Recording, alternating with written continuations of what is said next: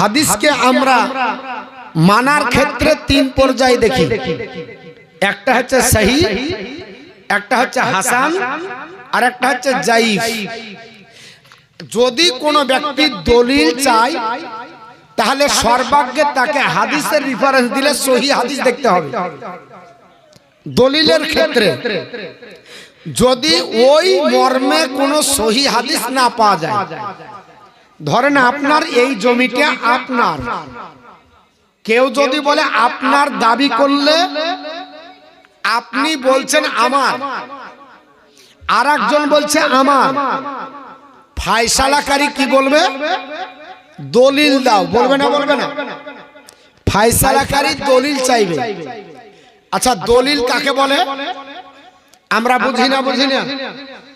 ভগবান গুলাই যায়, মোহরিলের দ্বারায় কিছু লেখা পড়া গজ হয়, স্ট্যাম্পের ওপরে আর হাকিমের সিগনেচার থাকে, ওটাকে আমরা দলিল বলি। সরকারি স্ট্যাম্প লাগবে, যা কোন স্ট্যাম্প না।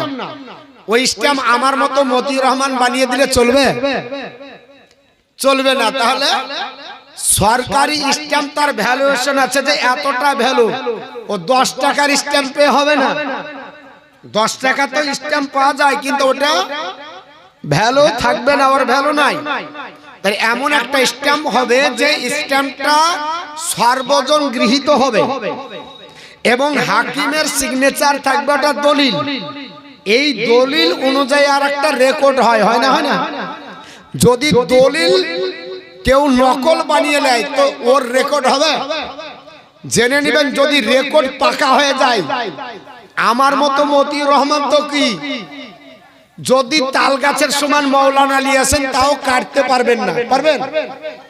দলিল ভুং করা যায়, রেকর্ড পাকা করা যায় না। আপনি যাহা করবেন অবজেকশন দিলে কেটে যাবে।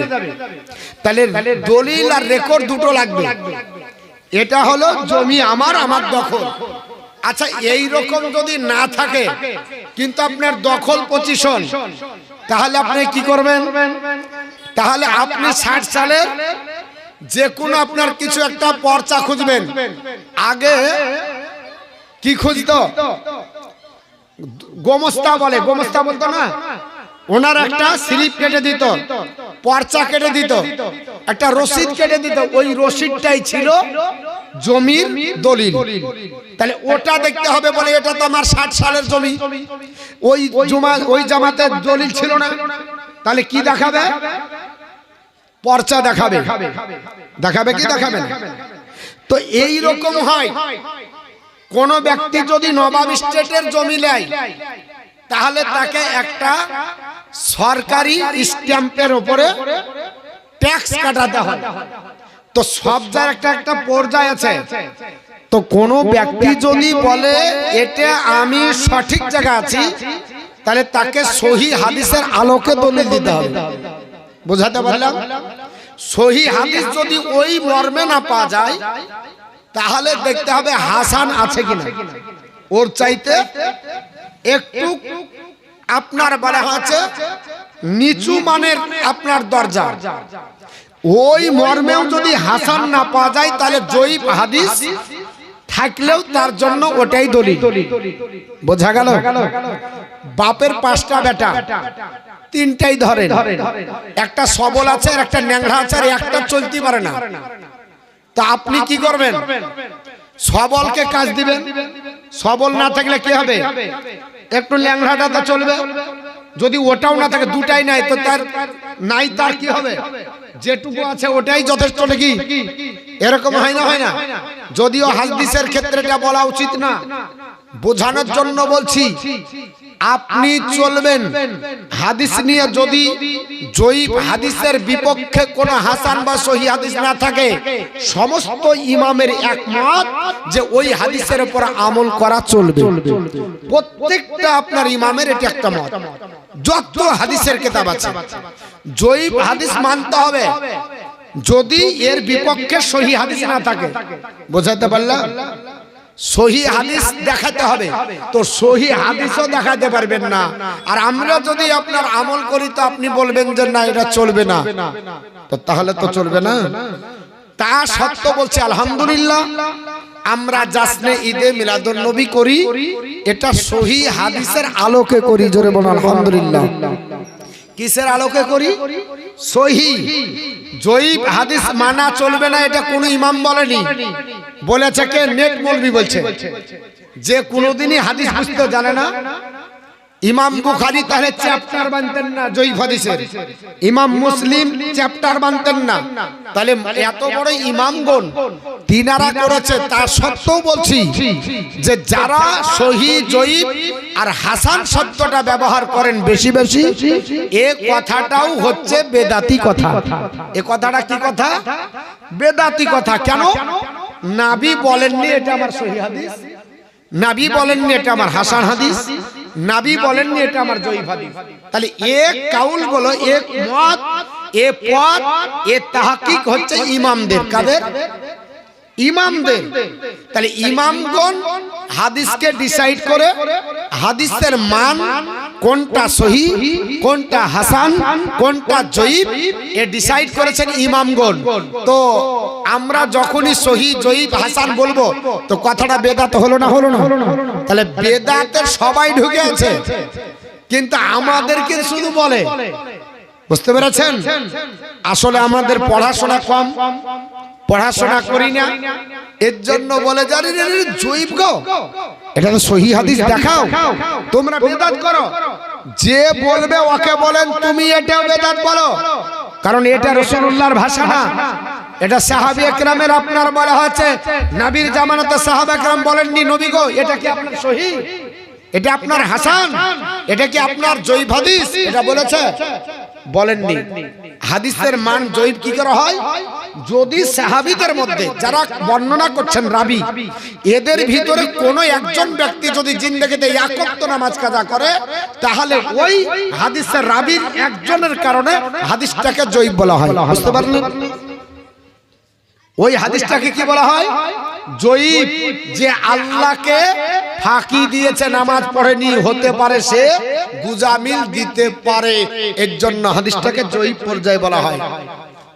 তাই বলে এরকম যে আমার মতো মৌলবি জালসা করার পর ফজর কাজা করেনি, জিন্দেগিতে এক ওয়াক্ত মিথ্যা যদি কোনো রাবীর দ্বারাতে পেয়ে যায় যে একবার একটা মিথ্যা বলেছে, আর সেই আপনার বলা হচ্ছে ট্র্যাডিশনে বা রাবীদের মধ্যে যদি একটা রাবীর ভিতরে একটা মিথ্যা কথা পাওয়া যায়, তাহলে ওই রাবীর কারণে ওই হাদিসটা জয়ীফ হবে। বুঝতে পেরেছেন? তার মানে এই নয় যে মৌলবি বানিয়ে লিখেছে ওটা লাই, রাবীদের কারণে হয় জয়ীফ, হাসান আর সহিহ। বোঝা গেল? রাবীর কারণে। তা সত্ত্বেও আলহামদুলিল্লাহ সহিহ হাদিসের আলোকে আলোচনা করব। আমি আল্লাহর কোরআন তেলাওয়াত করেছি। মহান রব্বুল আলামিন বলেন, কুল বিফাদলিল্লাহি ওয়া বিরাহমাতিহি ফাবিযালিকা ফালইফরাহু। কুল, হে রাসূল আপনি বলুন, যারা আল্লাহর রহমত, আল্লাহর করুণা, আল্লাহর অনুকম্পা ফাজাল পাওয়ার পরে আপনার পেয়েছে, তারা জানো ফাবিযালিকা ফালইফরাহু, এটা পাওয়ার পর এটার জন্য আনন্দ প্রকাশ করে। কি প্রকাশ করে? আনন্দ। আল্লাহর করুণা, আল্লাহর ফাজাল, আল্লাহর অনুগ্রহ পেয়ে সে আনন্দ প্রকাশ করবে। কি করবে? আনন্দ। আচ্ছা, আনন্দ কি করে হয়? অনেক ব্যক্তি অনেক ভাবে আনন্দ করে, করে না? করে না? 15 বছর পরে একটা ফ্যামিলিতে একটা বাচ্চা এসেছে, বাচ্চাটা হাসপাতালে হয়েছে, বাপ বলছে আলহামদুলিল্লাহ আমার অনেক সাধনার পরে আল্লাহ একটা বাচ্চা দিয়েছে, এর জন্য 1 মাসের মাইনা যদি দিতে হয় দিব। বন্টন করে না? করে না কিছু? দাদু বলছে আমার পুতা হয়েছে, দাদু শোনার পরে যেখানে আছে ওখান থেকে লাড্ডু বিলেছে।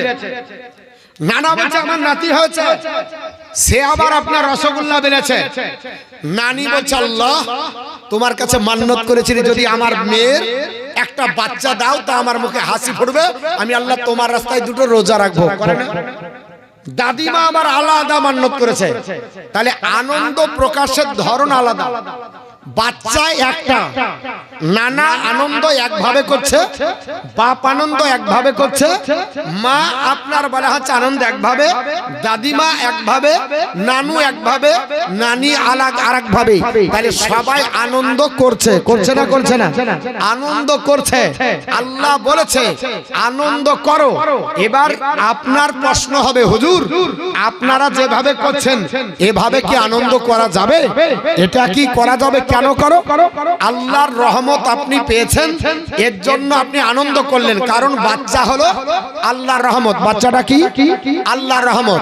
আমার পূর্বে বক্তা বলছিলেন জমি জায়গা, ঘর বাড়ি, ভোচার খেচার, নদ নলি নালা, আপনার পানি থেকে শুরু করে বাতাস থেকে শুরু করে অক্সিজেন বলেন, হাইড্রোজেন, নাইট্রোজেন বলেন, এক কথায় আল্লাহ মানব জাতির জন্য সৃষ্টি জগতে যা তৈরি করেছে দিয়েছে সবই হলো আল্লাহর রহমত। কিন্তু এত রহমত দিয়েও আল্লাহ পাক বলেননি যে মুমিন বান্দা তোমাদের কাছে তোমার সন্তান দিয়ে আমি আল্লাহ বড় অনুগ্রহ করেছি, আমি তোমাকে বিবি দিয়ে তোমার প্রতি অনুগ্রহ করেছি, আমি আল্লাহ বাতাস দিয়ে বড় অনুগ্রহ করেছি, আমি আল্লাহ পানি দিয়ে বড় অনুগ্রহ করেছি, আমি আপনার নদ নদী দিয়ে আমি বড় অনুগ্রহ করেছি, আমি গাছপালা দিয়ে বড় অনুগ্রহ করেছি। এটা আমার আল্লাহ বলেননি। ওই আয়াতের ব্যাখ্যা সূরা আল ইমরান সূরা নাম্বার 3 আয়াত নাম্বার 184 পারা নাম্বার 4 মহান রব্বুল আলামিন বলেন লাকাদ মান্নাল্লাহু আলাল মুমিনিনা ইজবাসা ফিহিম রাসূলাম মিন আনফুসিহিম, নিশ্চয় আমি আল্লাহ মুমিনদের উপরে অনুগ্রহ করেছি, মুমিনদের উপরে আমি আল্লাহ দয়া করেছি, তাদের ভিতরেই তাদের মধ্যে থেকে আমার রাসূলকে প্রেরণ করে। জোরে বল সুবহানাল্লাহ। তাহলে বোঝা গেল বিবি বাচ্চা আপনার রহমত, কিন্তু আল্লাহ বলেন যে আমি বড় অনুগ্রহ করেছি, কিন্তু রাসূলকে পাঠিয়ে আল্লাহ বলছে অনুগ্রহ করেছি। শুধু আল্লাহ পাক নবীকে রহমত দুনিয়ার জন্য করেছে না, শুধু তাই নয়, সূরা আম্বিয়া আয়াত নাম্বার 107 ওমা আরসালনাকা ইল্লা রাহমাতাল লিল আলামিন, হে নবী আমি আল্লাহ আপনাকে দোনো জাহানের রহমত করে পাঠিয়েছি। এই রহমতের কি করতে হবে? আল্লাহ বলছে বেশি বেশি করে তোমরা চর্চা করো, বেশি বেশি করে তোমরা প্রচার ও প্রসার করো। যদি কোনো ব্যক্তি টিএমসির ভক্ত হয়, টিএমসির পতাকা থাকে, যদি কোনো ব্যক্তি টিএমসির ভক্ত হয় টিএমসির মিছিলে যায়, যদি কোনো ব্যক্তি টিএমসির ভক্ত হয় টিএমসির মিছিল করে, যদি কোনো ব্যক্তি কংগ্রেসের ভক্ত হয় কংগ্রেসের মিছিলে যায়, কংগ্রেসের পতাকা ধরে, যদি কোনো ব্যক্তি সিপিএম এর ভক্ত হয় সিপিএম এর মিছিল করে, সিপিএম এর মিটিং যায়, সিপিএম এর আপনার ক্যাম্পিং করে। আমি আপনার বলতে চাই আমরা কি রাসূলের ভক্ত নয়? আমরা কি রাসূলুল্লাহর ভক্তি নয়? আমরা কি রাসূলকে ভালোবাসি না? আমার আল্লাহ পাক বলছে ওয়া আম্মা বিনিমাতি রাব্বিকা ফাহাদিস, সূরাটির নাম সূরা দোহা, ইকো কমিয়ে দেন, সূরাটির নাম সূরা দোহা আয়াত নাম্বার 11। মহান রব্বুল আলামিন বলে আপনার প্রভুর আপনার বলে আছে নিয়ামতের বেশি বেশি করে আপনি চর্চা করুন, আল্লাহর নিয়ামতের বেশি বেশি করে চর্চা করুন।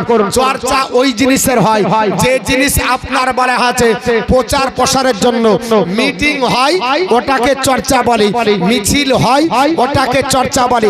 আপনারা জানেন এই আপনার বলে আছে নবী দিবস উপলক্ষে যেই দিন আমরা জাসনে ঈদে মিলাদুন নবী করেছিলাম, এই দিন 3টি প্রোগ্রাম ছিল। কয়টা প্রোগ্রাম ছিল? 3টি প্রোগ্রাম। একটা জাসনে ঈদে মিলাদুন নবী, একটা হলো আপনার শিক্ষক দিবস, আর একটা ছিল আপনার শুক্রবার। 3টি খুব গুরুত্বপূর্ণ অনুষ্ঠান একই দিনে হয়েছে। 5 সেপ্টেম্বর জিজ্ঞাসা করেন হুজুর 5 সেপ্টেম্বর আনন্দ হয় না হয় না? তো বলছে হ্যাঁ হ্যাঁ হ্যাঁ, 5 সেপ্টেম্বর আমরা আনন্দ করি। প্রাইমারি লেভেলে আনন্দ হয়, হাই স্কুল লেভেলে আনন্দ হয়, কলেজ লেভেলে আনন্দ হয়, ইউনিভার্সিটিতে আনন্দ হয়, প্রাইভেটের সেন্টারে আনন্দ হয়। বলে এই আনন্দ কিসের? ফুল্লা বেঁধেছেন, ঝান্ডা বেঁধেছেন, আপনার বলে আছে এত কিছু আনন্দ কেন? বিতরণ হচ্ছে কলম, বিতরণ হচ্ছে চকলেট, বিতরণ হচ্ছে লাড্ডু, বিতরণ হচ্ছে জিলাপি। বলে এটা কিসের? তো বলছে আপনারা জানেন না? বলে আমরা মাওলানা সাহেব অত কিছু বুঝি না। বলে আজকের দিন হলো 5 সেপ্টেম্বর, স্মরণীয় দিন। দিন, একটা বরণীয় দিন, একটা আনন্দর দিন। এই 5 সেপ্টেম্বর ভারতবর্ষের মাটিতে একজন অন্যতম ব্যক্তিত্ব, নাম হলো ডক্টর সর্বপল্লী রাধাকৃষ্ণন, পৃথিবীর জমিনে জন্মগ্রহণ করেছিল। ভারতবর্ষের ইতিহাসে স্বর্ণাক্ষরে নামটা লেখা আছে। এই লোকটা ভারতবর্ষের শিক্ষিত সমাজের কাছে মাস্টারের আপনার পদবি পেয়েছে, টিচারের পদবি পেয়েছে, শিক্ষকের মর্যাদা পেয়েছে। এর জন্য প্রাইমারি থেকে আপনার ইউনিভার্সিটি লেভেল পর্যন্ত স্কুল খোলা থাকে, তবে শিক্ষা প্রতিষ্ঠানে পঠন পাঠন বন্ধ থাকে। প্রাইমারিতে আপনার প্রাইভেট সেন্টারে শিক্ষা আপনার বলা আছে লেখাপড়া বন্ধ থাকে, তবে সেন্টার বন্ধ থাকে না। শিক্ষক আপনার বলা আছে বাচ্চাদের চকলেট দেয়, বাচ্চারা শিক্ষকদেরকে কলম দেয়, ফুলদানি দান করে। এ মুসলমান, এটা কিসের জন্য হয়? বলে এই লোকটা ভারতবর্ষের মাটিতে শিক্ষক হিসাবে বিবেচিত, এর অবদান আছে। এর জন্য তারা তাকে স্মরণ করে 5 সেপ্টেম্বর গোটা ভারতবর্ষের মাটিতে এই শিক্ষক দিবস পালন হয়। এটা হয় না বাপ, এটা দেবন্দি পালন করে, ফতোয়া জিজ্ঞাসা করে না। আহলে হাদিস ভাই পালন করে, ফতোয়া জিজ্ঞাসা করে না। সুন্নি ভাই পালন করে, ফতোয়া জিজ্ঞাসা করে না। অমুসলিম পালন করে, আপনার ফতোয়া জিজ্ঞেস করে না।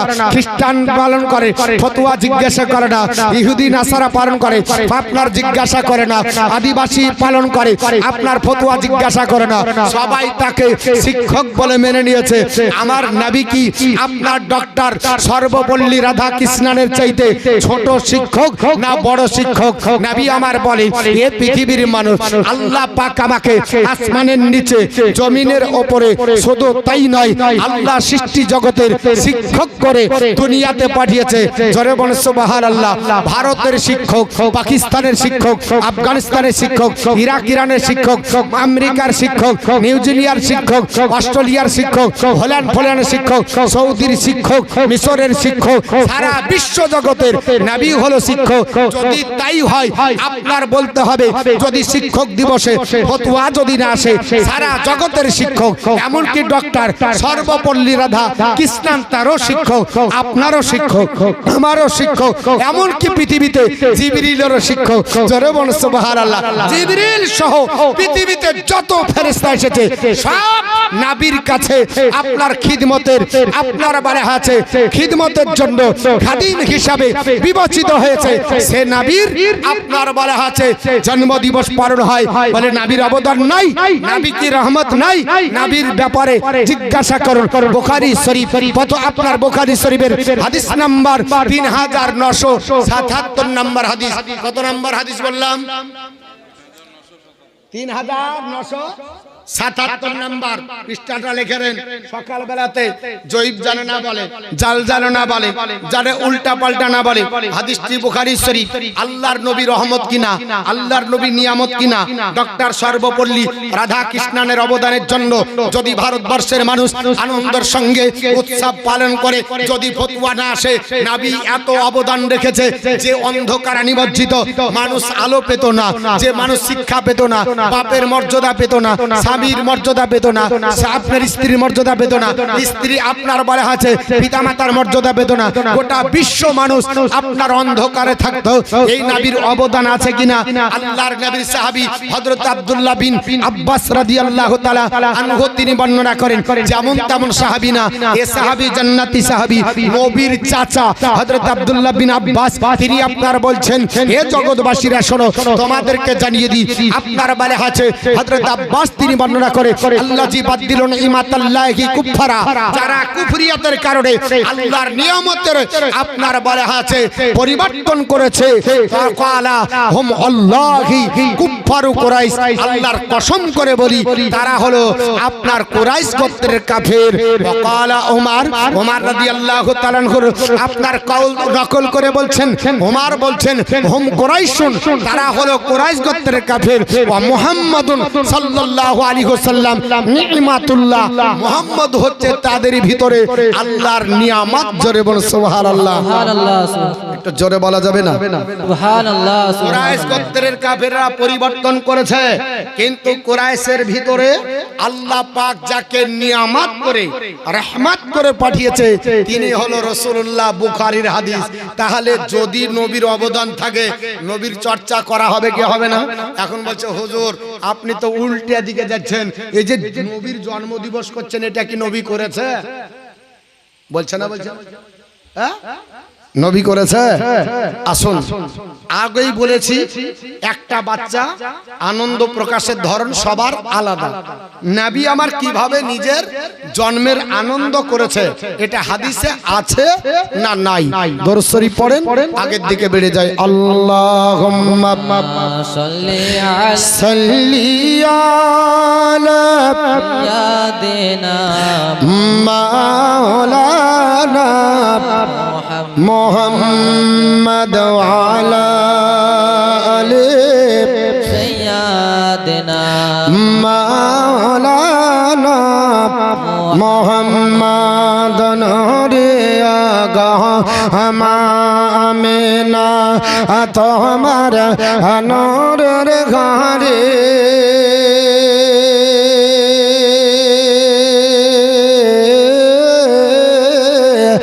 খোদার রহমত গপড়ে ঝরে ঝরে ডরিয়া গহ মায়া মেনা তোমার নরের ঘরে খোদার রহমত গপড়ে ঝরে ঝরে যাহার নামে দরদ পড়ে আল্লাহ তাআলা ফারিস্তা সকল যার গরপে